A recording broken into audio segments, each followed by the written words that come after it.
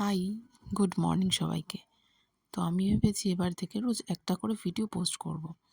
আর তার জন্যই আমি ঘুম থেকে উঠেই সবার ফার্স্টে স্নান করে নিয়েছিলাম।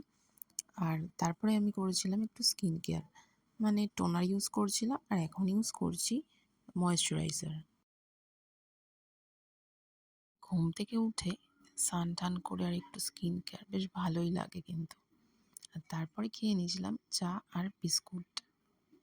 যদিও আমি চাটা রোজ খাই না আর আমার অভ্যাসও নেই। আর তারপরে মা বলছিল যে ভাত আছে, আর মা আলুটা কেটে দিল। আমি আলুটা ভাজা করে নিয়েছিলাম।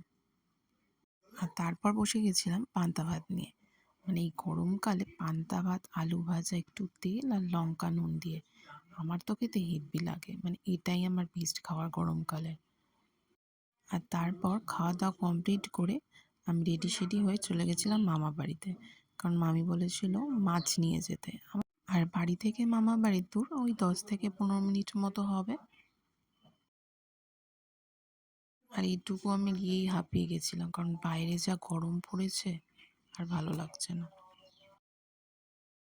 এই যে খাবার নেওয়া কমপ্লিট, এবার আমি চললাম একা একা বাড়িতে হাঁটতে হাঁটতে। তারপর আবার বেরিয়ে গেছিলাম সন্ধ্যের দিকে, মা আর আমি দুজন মিলে।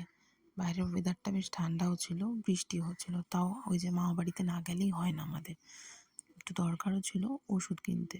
আর তারপরে মামা বাড়িতে এসে আবার চা খেলাম, খেয়ে ব্যাস এভাবেই আমার দিনটা কেটে গেল। টাটা।